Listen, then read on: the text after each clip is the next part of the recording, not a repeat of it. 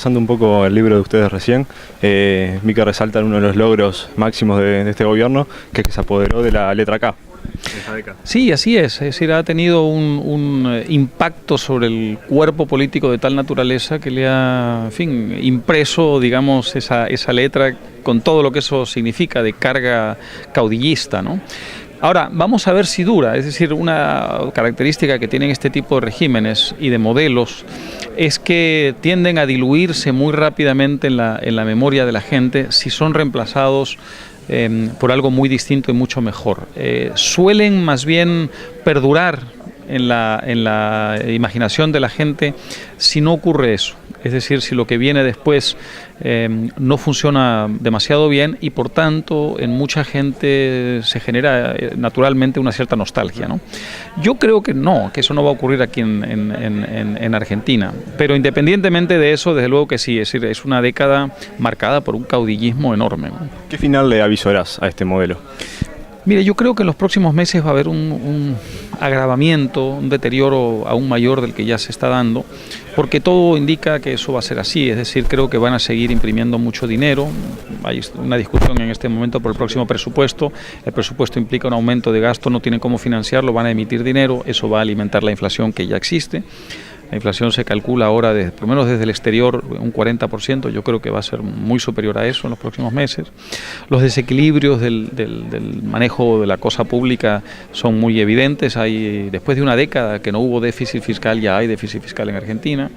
En estos momentos, además, el aparato productivo está detenido, hay un crecimiento negativo ya en la economía argentina. Entonces, eso apunta, lógicamente, a dos cosas. Primero, un agravamiento de la propia economía y segundo, un debilitamiento de la base política del régimen, es decir, evidentemente si la gente empieza a sentir en su vida diaria los efectos de esto, las posibilidades del gobierno en términos electorales yo creo que van a disminuir mucho. Entonces se produce en ese escenario una oportunidad interesante para quienes tienen una visión distinta, ¿no? Ahora, lógicamente dependerá de ellos que sepan unirse o por lo menos no matarse entre ellos políticamente y que sepan construir de cara al público una alternativa muy coherente para el cambio de modelo a partir del próximo año. Ojalá que así sea, ¿no? En ese sentido, acá en Argentina vamos a tener un gran problema que es de gobernabilidad.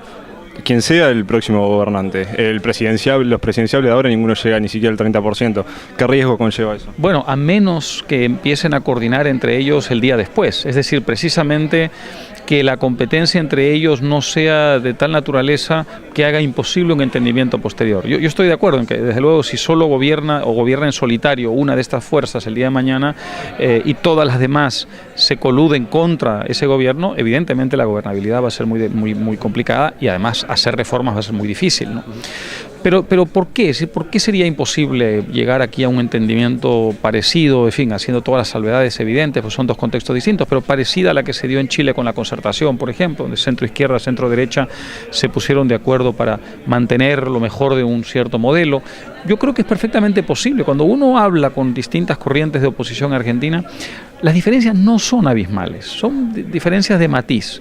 Lo que sí parece ser más difícil de superar son las aspiraciones personales, ¿no? Entonces, bueno, perfectamente legítimas por un lado, pero por otro lado peligrosas si no se las maneja con inteligencia, porque le pueden ceder al adversario lógicamente unos espacios. En cierta forma eso es lo que ha ocurrido en los últimos años, ¿no? Pero también es cierto que ya quedó demostrado que en ciertos momentos importantes hay una mayoría de argentinos que quiere un cambio. Se mostró, por ejemplo, en las elecciones legislativas, se ha mostrado en determinados momentos. Yo creo que eso va a crecer, porque, como digo, el deterioro de los próximos meses apunta a ser relativamente importante, a menos que hubiera una rectificación que no parece, ¿no? Que no parece que va a ocurrir. Tanto en Argentina como en Iberoamérica, que es lo que trata el libro, ¿a qué grado de idiotez se ha llegado?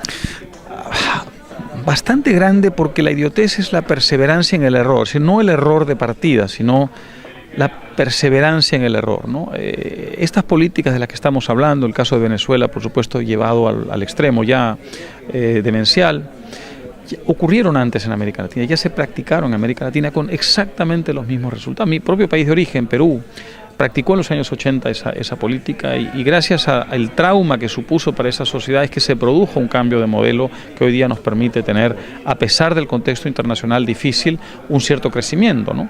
Es decir, es absurdo que sea Perú el que esté creciendo 3,5% este año y Argentina tenga un crecimiento negativo. Es decir, tendría que ser al revés. Argentina es un país líder tradicionalmente, ¿no? La única diferencia es que tenemos un mejor modelo, ¿no? Entonces, bueno, si está perfectamente al alcance de los argentinos dar un vuelco a esta situación, dependerá muchísimo de la lucidez de sus líderes en la oposición, ¿no? ¿Se salva Perú y qué otro país? Hay algunos, la Alianza del Pacífico en general, que es la alianza de estos países, 4 países, México, Perú, Chile, Colombia, pero se quieren sumar otros, con distintos matices. Algunos dentro de la alianza van como Colombia están creciendo más, otros como México están creciendo menos, pero en general es una tendencia, digamos, positiva.